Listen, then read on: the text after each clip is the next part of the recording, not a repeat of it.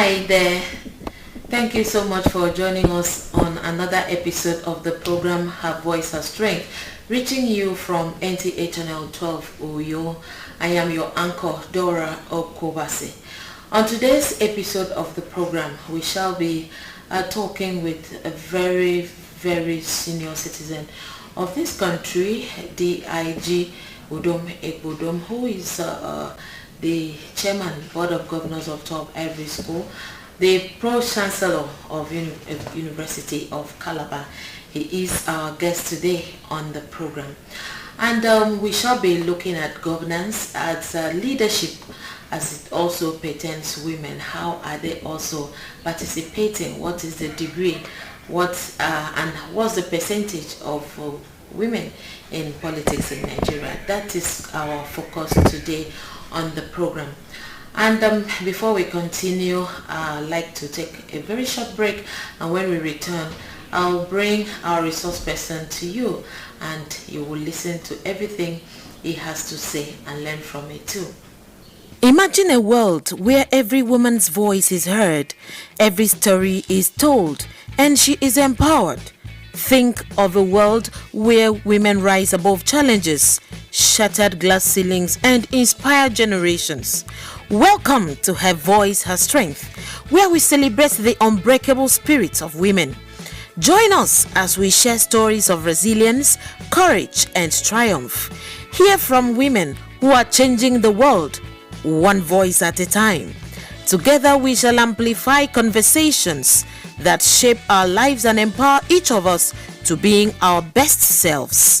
Don't miss Her Voice, Her Strength on NTA Channel 12 Uyo, on Facebook and on YouTube every Saturday by 5:30 p.m. to 6:30 p.m. Join the movement.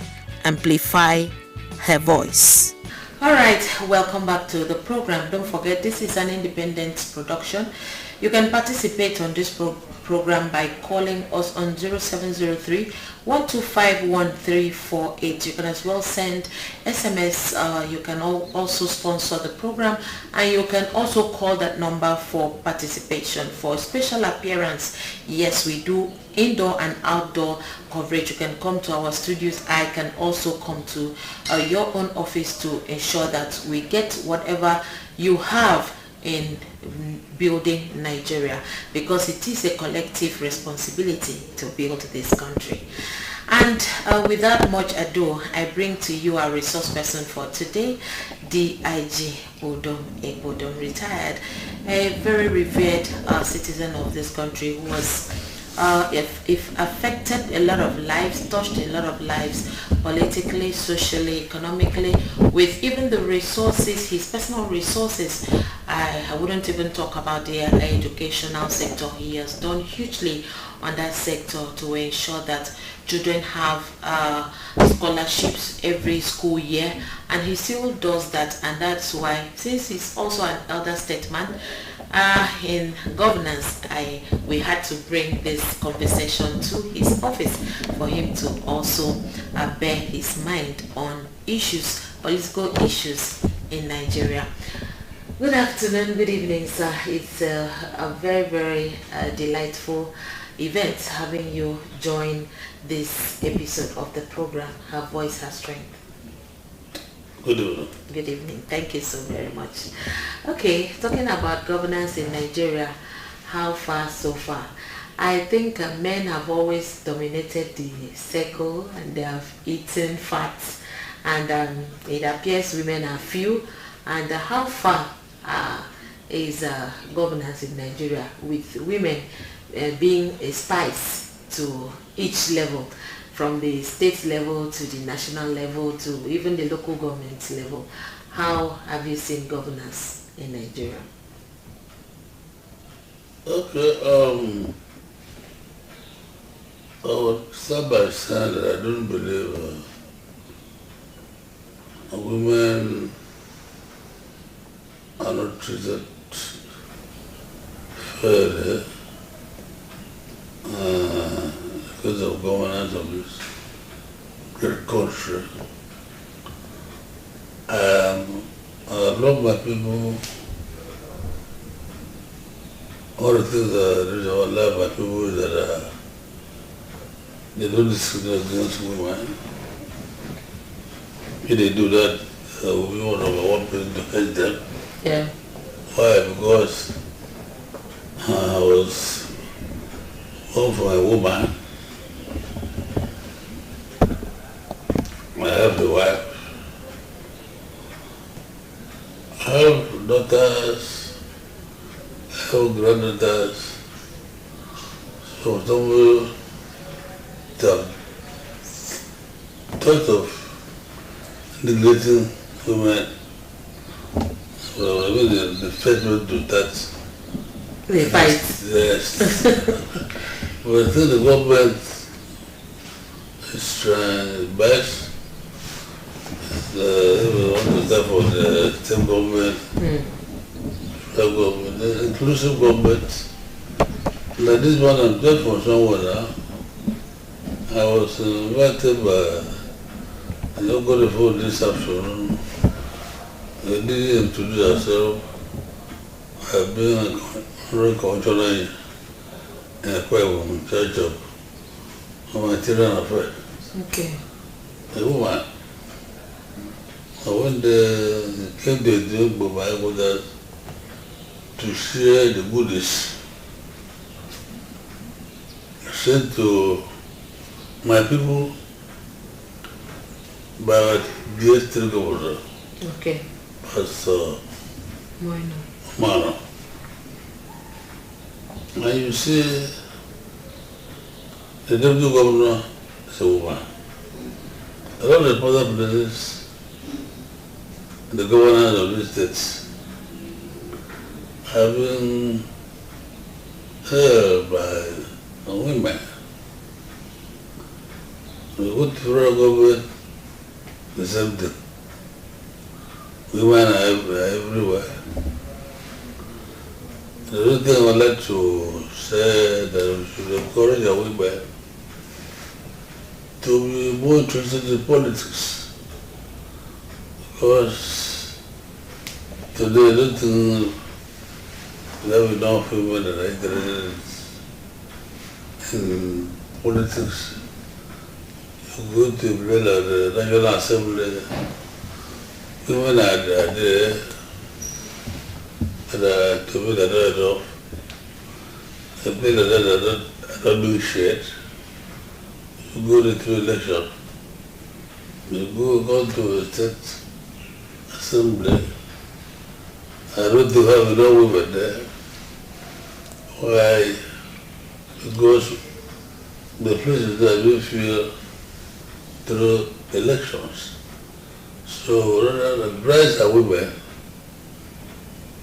to come out and take part foreign politics so that these people that look and see the women are not there, they can move enough women. Like I said presently, the women have been taken care of. It's, I would not say that they let him push after they have been elected, they go and order women to go and join the elected. It will not be elected. It will not be democracy. So the women have to be advised to come out and take part in terms of election. Okay, sir. You have made a very striking point. Women should come out. And I think for some time now, some cross-section of women or some selected women have also summoned up courage to come out, during elections to vie for one position or the other. But I still feel the center is not fair enough for women, because the men will always have, the grounds to say, oh, we don't want a woman here, or we want a woman here, and at the end, the election will not favor the woman. Okay, for example, when Sarah Jibril came out, to be voted for, she only went away with her votes, and the men did not give space. So I want to still believe that it's not because women are not coming out but because the men are not allowing. Don't you see that? I don't think you are not correct, because is it only the men that vote? Today, from my calculation, we have more women voters than men. Then if there are more women voters than men, and you don't have many women where they should be in terms of voted elective privileges, you cannot blame the men. One could be because of reasons, some women don't want to vote for their Counterpart. The women don't want to come out of the voted for. So I think nobody to blame, but the women have to be encouraged to come out. Nobody neglects women as well as I know in Nigeria. Nobody. No. Okay, thank you so much, DIG. He is saying that a woman is a woman's problem. So if we have many women always going out to the polls to vote for men, and then they have women also on the lineup, they don't vote for them, it's not the men's problem. It's not them. It's not the cause of the men if the women are few in the elected positions. It means that women don't even trust themselves enough to vote for themselves in any elected position. So sir, what do you think is the problem that a woman wouldn't want to vote another woman, in your own perspective, that you've been even in the police force for years before you retired, and I think we've not had any IG who is a woman in Nigeria, have we? Do we have any DIG who is a woman in Nigeria? Do we have all those in the security outfit? Do we even have women? So what do you think is the reason that women don't actually support or vote for the agenda?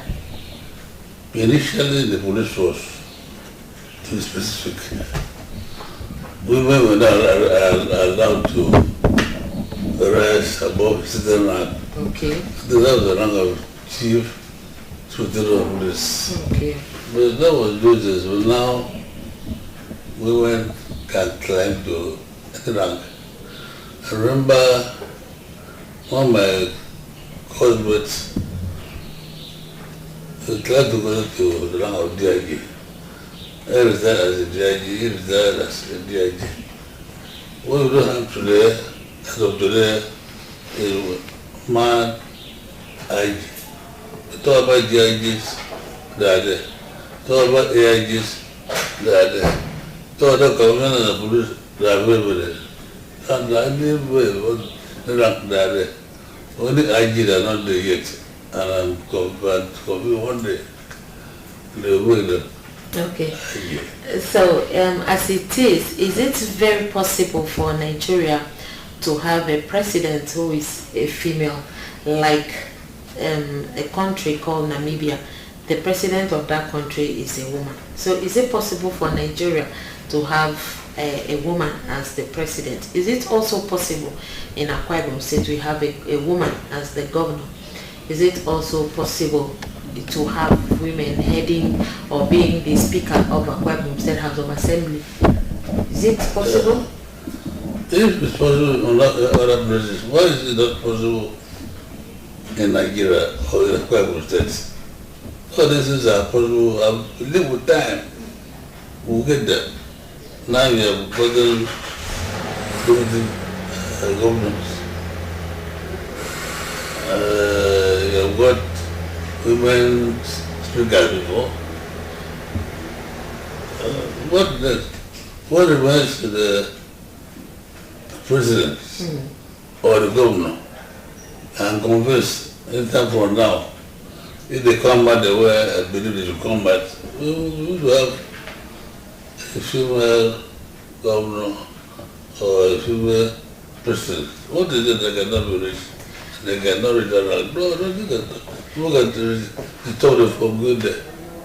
And also women, the way you know that, even without some men, I would say that. I would say that some men, some women are very more active. There's some men. Who can stop them from being the president of this country?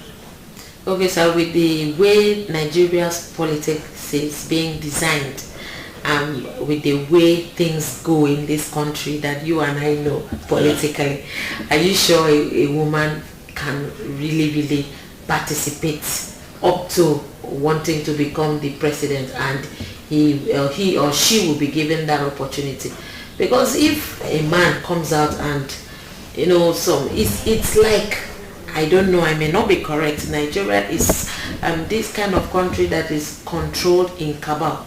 And if a woman is not in any of the cabal that produces or that leads, that woman cannot see the light of the day. So with what you know politically, is it very easy for a woman to emerge despite the political tone of this country? I don't believe that Nigeria is ruled by any state. There's no cabal. Yes, ruled by cabal. Okay. And they want to call for a ruling party in any state, a cabal. Or a ruling party in the federal government, a cabal. It's nothing like cabal. It depends on the way you work to produce your governor. Or the way you work to produce a president that you take of that state, or those states, and the federal government. As of today, I have not seen anything in terms of structure, in terms of the constitution, that debars a woman from climbing to any rank, any post in the country. I don't know of any post the constitution says a woman should not climb to. They know that I start to correct them. The problem is the women. I want them to mention one post. The voters are mentioned here. The voters are women. Mostly women. The ball is in women's court. Yes, the women are afraid of themselves that they will not be able to rule. That's why they don't vote for their women to become governors, or to become president. They believe one day it will happen. That is my belief. Okay. Yes. Thank you so much. You've heard there from DIG Budom. We are still in this discussion. We are not done yet. It's just a time to take a break, and when we return, this conversation continues. Please don't go away. Imagine a world where every woman's voice is heard, every story is told, and she is empowered. Think of a world where women rise above challenges, shattered glass ceilings, and inspire generations. Welcome to Her Voice, Her Strength, where we celebrate the unbreakable spirits of women. Join us as we share stories of resilience, courage, and triumph. Hear from women who are changing the world, one voice at a time. Together we shall amplify conversations that shape our lives and empower each of us to being our best selves. Don't miss Her Voice, Her Strength on NTA Channel 12 Uyo, on Facebook and on YouTube every Saturday by 5:30 p.m. to 6:30 p.m. Join the movement. Amplify her voice.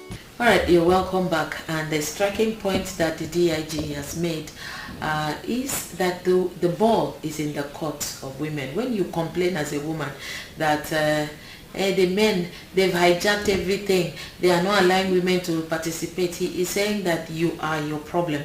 Yes, if we have women as the greater number of people who vote during elections, and a woman stands out for any elected position and the woman doesn't win, we still blame women who are the majority during the polls. So I want to agree with what the DIG has said, but if you have a contrary point to make, you can drop on the comment section. You can also follow me on Facebook. The ID on Facebook is Dora Ndem, or you can follow my second page, Dora Ndem TV. You can call 0703-1251-3482. Participate and also sponsor this program. And don't forget, this program is every Saturday on NTA channel 12 Uyo, on Facebook Live. It's always live on Facebook, live on YouTube every 5:30 to 6:30 p.m. You can as well see this program on Star Times, and that is how we are gradually getting globally.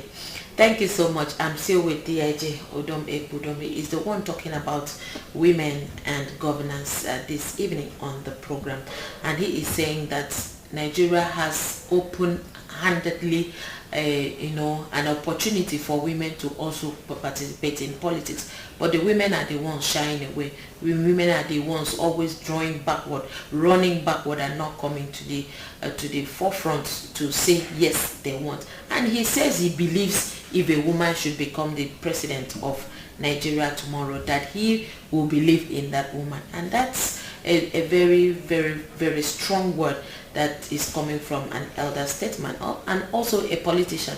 And even in his school, I've also discovered that he has very many women working here, which means he is a gender loving kind of a politician. He's not someone that is biased, when it comes to gender. All right, let's continue this conversation.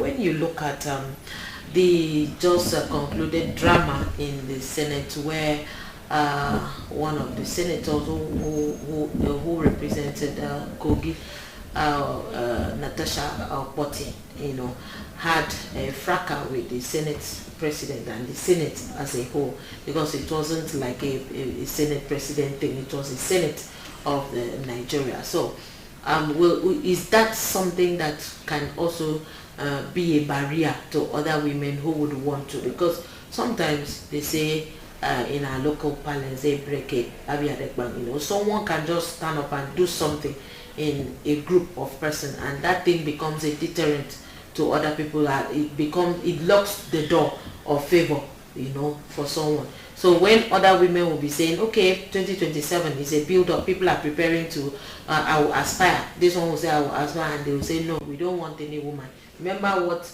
Natasha did? No. So would you say that what Natasha did, or that event, that particular event that played in the Senate, can be a barrier to the success of a woman in politics?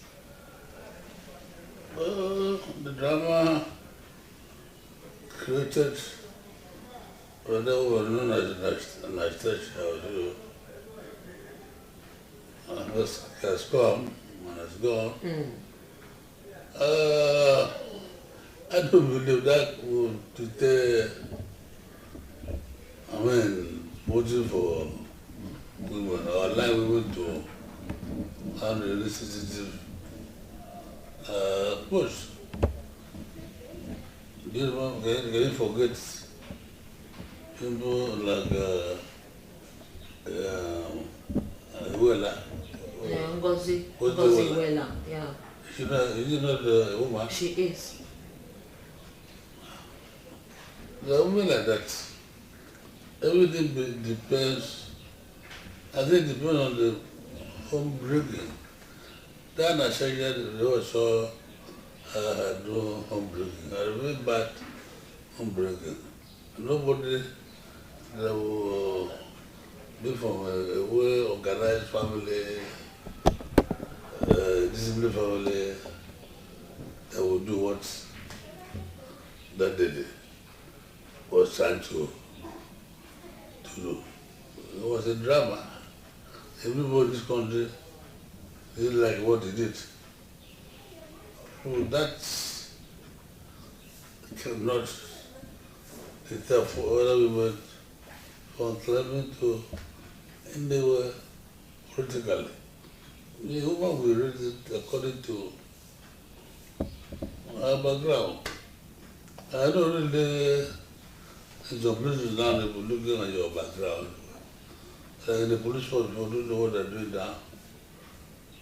You apply to be an officer in the police force. So you basically do all through your family background. You don't know. You go to find out who your father was, who your grandfather was, and so on and so forth. And because of that, they never used to recruit criminals into the police force. The same thing in politics now. I think they will ask the one that wants to be speaker, who was the one that who was not a prostitute, who was not the woman that had no shame, was the one that fight in the public as one so good. From a mature, well-cultured family. Nobody will stop doing from climbing because of unessential behavior. That is my belief. Okay. All right. So, in your own assessment, what are the challenges? Like the politicians are preparing for 2027. A lot has been said already, and some underground work and assignments and things are going on in quarters. So, what are the challenges? What do you think is the challenge that may likely limitate women from getting there? Things that can limit them from succeeding. I'm not saying anything of the special. The only women, the thing that will limit women from getting there, the same thing that will limit men from getting there. Which is what? Challenges. One, finance. You don't have money, don't talk about politics. Finance number one now. You know?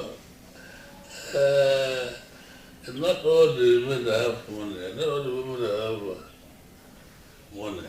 And sponsors. And the sponsors, you cannot go to this level without having good sponsors. You have good sponsors, you were there. Or belonging to a good political party. Now, only a fool would like to go to a party who you will in the year 2027. Except being a member of APC. They know too much about that. No, they know what they are forming. They wasn't that time. The years are made up their mind. They are twisting everybody. They will vote for APC. So, if you want to make a nice, they want to be APC, want to go to the right party, they mean that you have fair from the beginning. So, I would advise the women who would like to be politicians to do the political party, they choose the good political party, they will judge so they will be able to win the election. What would I like to say? Okay. He has made 2 points there. He says, number one, he has mentioned finance, that without money, actually, that you can't make headway, because you need money to get your form, you need money to make registrations and all that, and you have to also be a member of a viable and active political party. That can also be something that will draw you back, or something that can stand against you or make you not heard or not seen politically. Okay, away from that. And then, sir, we are all living in Nigeria. What can you say about President Tinubu's administration?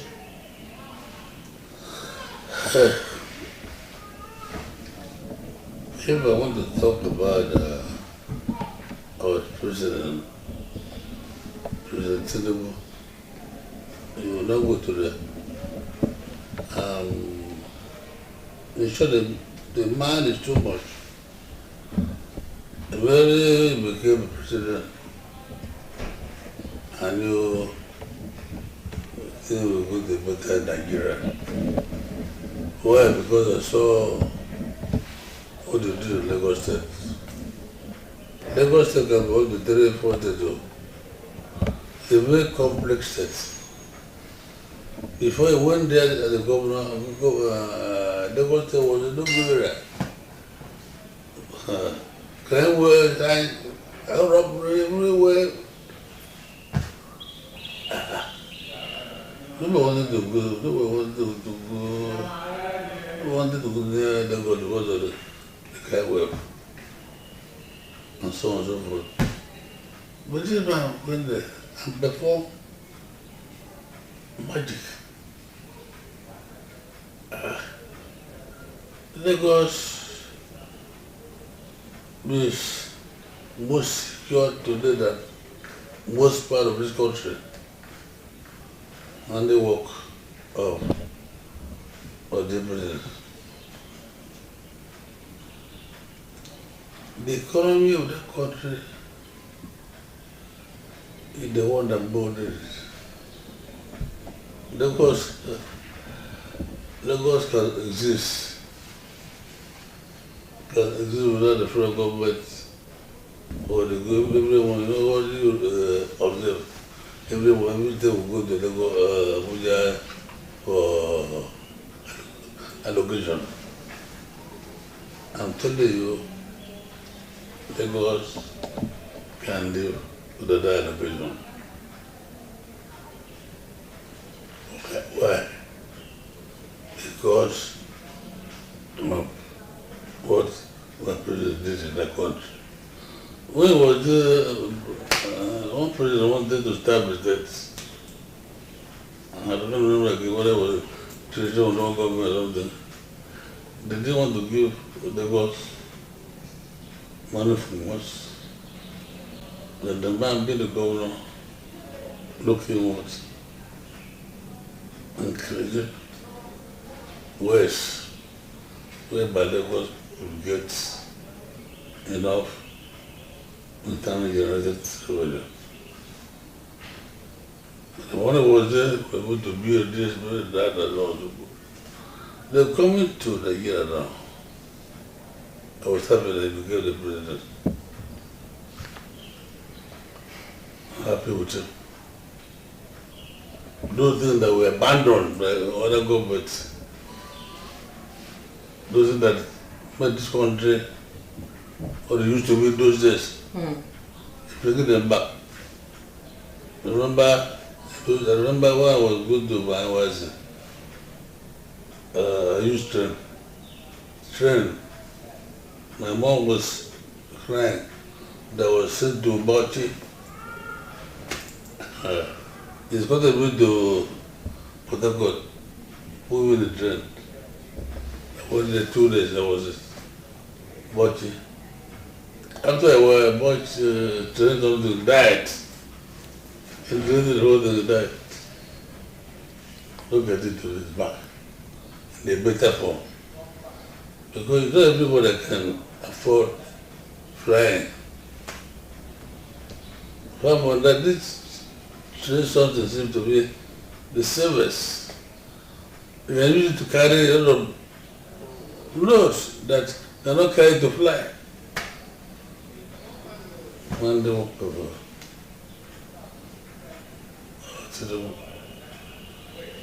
It was what they call student loan that baby would have today. It could be about a billion one type of today. If there was no student loan in those days. Because before I was graduated with a rope, go to school, so there was nobody. So when I got an insurance, it was a burden. It was a student loan. Student loan that I got almost automatic that helped me initially before the university government gave me a scholarship. But what happened later, the student loan board died. So students go to school again. Some became criminal because of no money to go to school. But then man known as still I come back with no student now will say I passed by job because of money I cannot go to school. Wow. And the person University of Calabar. And those are very poor students who are rented for loan. I don't think it's correct. Okay. I don't think, but I'm going to find out. But what I do is that loan has really helped You talk about empowerment. I don't know whether you know that there are some people in this country, every month they go back and get something, whatever.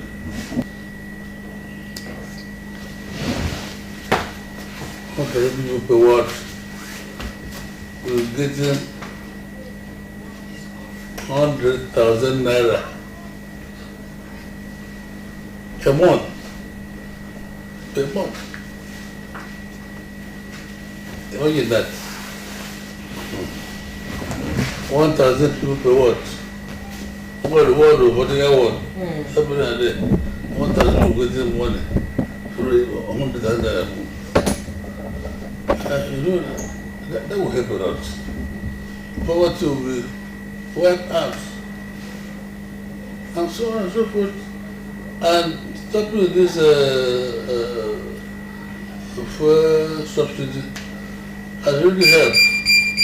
People don't know the implication, so that the leader will know that subsidy was being controlled by a clique who get the money every time to reach themselves. But when that thing was stopped, they stayed down and collected a lot of money every month. And the people every month to use in the original. I said, that's why you see it stays down. Do a lot of good things. So what I'm saying the Russia is that President is a strategist. What he did in Lagos State, that they working all the down, what he's doing now in Nigeria, and those who don't feel they put it down, very soon they will feel they put it. Forever we close it down, it's not the leader, like going down now. You know the importance of this policies. So I love the government. I love policies. Okay. Okay. All right, thank you so much, sir. Well, at this point, before we wrap up today's conversation, what is your candid advice for the women in Nigeria, the women in Akwa Ibom State, the women in Etimeko local government area, the women in all earnest women? What is your advice to them? Because I know as we are preparing, or Nigerians are preparing, for this 2027 election, a lot of things have been said, a lot of aspiration, a lot of people have said a whole lot of things, and then preparations still are also undergoing to ensure that maybe we have a change of leadership, or we may not have a change, or the people that are still there will still be there. Nobody knows yet until the election comes. But for now, what is your own advice for the women? Before someone will complain that, oh, Nigeria is only male dominated, or politics in Nigeria is only for the men, the women, they are not allowing them to come up. What is your own advice to them? Thank you. I would like to advise the women in Etimeko, Akwa Ibom, and for the whole country to sit up and get set for this election that is 2027 around the corner. They should go make sure that their names are in the INEC register. You're started. Because if your name is not in the INEC register, you cannot vote. If you cannot vote, you cannot vote out, you cannot vote in the good people. Look, so I left, excuse you, and I ran to, when they came for me at the table. I wanted to say things. When I be hearing, I hear people say things for myself. I went there, saw lorries loaded with rice, beans, and so on and so forth. I saw women, men, simple, with this, what I will give to them from church. On the witness. I was even made to be a part of these items provided by the state government. That what he does almost on weekly basis. Who would not vote for such a government to come back before the second term? They want to go vote for government, they will go and see all our money. You have seen what Obama has done in these states. You have developed the state. Above all, you have brought peace. You don't have peace. You can be a millionaire, man of peace, you are not safe. But this man has brought peace to these states. When we talk about my dear brother, the Senate President, I'm not about you. I'm a man, an old man for that matter. I've seen senators in life, my life. Senator for senators presenting me. Well, yes, go. They will go, come back without doing anything for anybody. Except going to be so beautiful hotel in the villages and town and Lagos and so on and so forth. But see, what is man doing? And now we see that he sees in Nigeria that the things about other people, every time when that thing about himself, every time we talk about it, he will talk about himself. But what do I do to improve the lives of the people that are talking now? In some way, they resume them. Community projects. He agreed to my own government. Many projects. What we allow you to see in the past.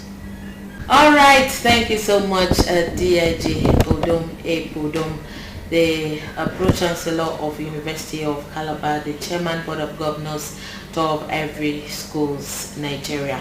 Thank you so much for your time on this program. I must really thank you immensely for making out time to be with us on this show today. God bless you. All right, and that's how we wrap up today's conversation on the program Her Voice Has Strength, showing on NTA at Channel 12 Oyo, live on Facebook, on YouTube, on Star Times, every Saturday by 5:30 to 6:30 p.m. Don't forget, for your sponsorship and appearance on the program, you can call 0703-1251-348. Until I come your way again next week, same time, I remain your Uncle Dora Okobase, signing out for now.